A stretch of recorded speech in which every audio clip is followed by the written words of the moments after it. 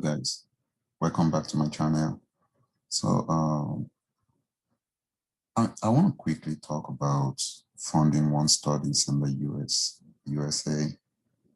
This is a question that comes up a lot, and people are really worried about how they would fund their studies in the United States. I mean, a lot of people grow up from the background; they don't really have the fund to pursue the dream of uh, getting an education in the United States. So I would share a few options to fund your studies while schooling in the US, and I hope this information helps someone. So looking at my screen, the first one would be scholarships. Of course, we all know what scholarships are. They they're like gifts, you get monetary gifts, you get that you don't have to pay back. And we have institution scholarships, we have government scholarships, and we have foundation scholarships also. Those are like private scholarships. And government scholarships are very rare, if at all, international students get government scholarships. That would be very, very rare for you to get. But institution scholarships, you can get, and foundation scholarships, you can get some. Some institutions that offer scholarship would be schools like East Tennessee State University. We have Columbia University. We have a lot of universities. I'm going to list their websites in the description box down below, so you can check them out later. There are a lot of schools, so if you want to apply during your application, it will be best. It will make sense for you to.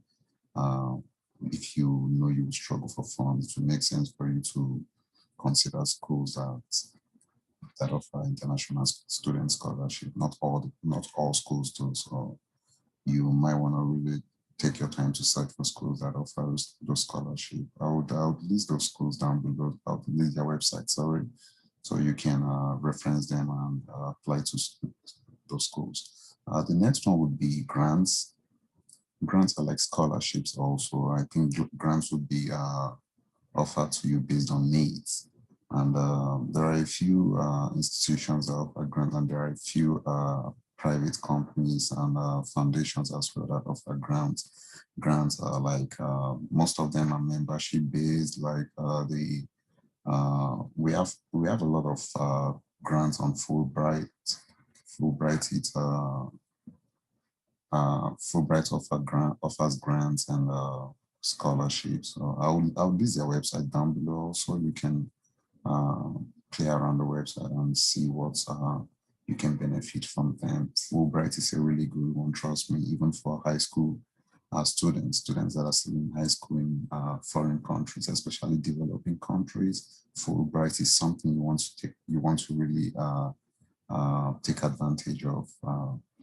They have a lot of programs, and you really benefit a lot from them if you take your time to explore.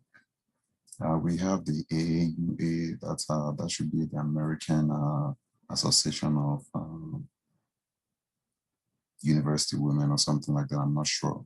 But I will list their website down below as well. You can look them up. I will list a whole lot of websites you can explore for grants and scholarships down in the description box.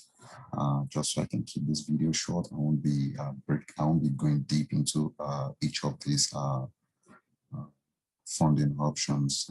I'll make separate videos for each of them where I will talk extensively on each of them. The next one would be assistantships. So assistantships could be teaching, administrative, or research assistant. And of course, a graduate student or undergraduate student could get assistantship, but mostly graduate students get assistantships.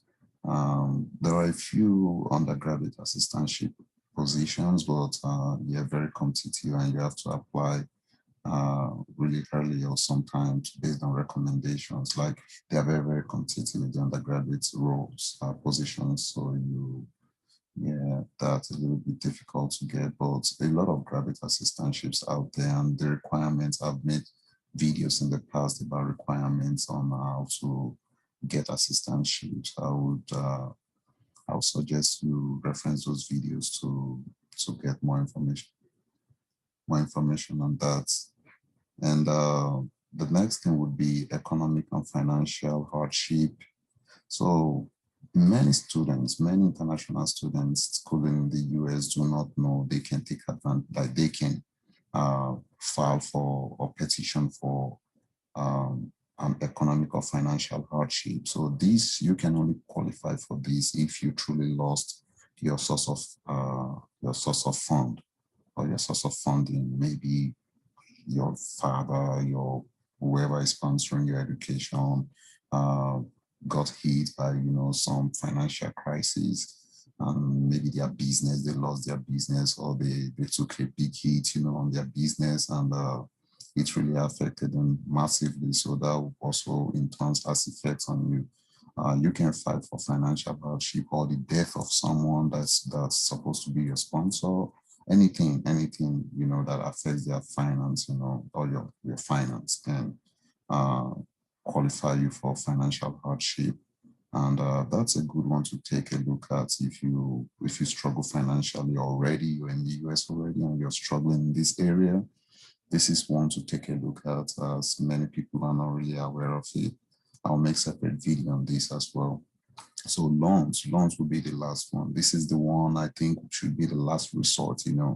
If you've explored every other options, then maybe you might want to go for loans. But don't go for loans if you've not tried the other options.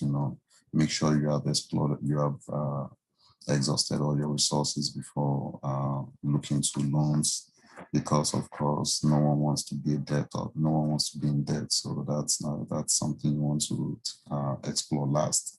So we have different kinds of loans. We have institution loans and we have private loans. There are actually universities that offer international students loans, loans in little amounts. Some of them, I would not be listing names here, but I would list their websites also down below. You can look them up. We have private loans, where government loans, financial aid, and all of that are not available to international students. But we have private loans like Discover has international student loans. We have Citizen Bank. We have SunTrust Bank. I think Citibank also has international student loan. And yes, there are a lot of them, but these ones I mentioned, most of them really, they require you to have a co-signer. So if you don't have a co-signer, you might want to look at Empower Financing, and there are a few others that do not require co-signers, but their interests are very, very high. So that is that about financing your studies in the US. Student employment also really, really helps. If you get good student job, that will really help you cut down your cost of studies in the US as well. Thank you for sticking around. Thank you for watching this video. If you have any questions, please leave them in the comment box down below. And if you like this content, please do well to like, subscribe, and share with friends and family.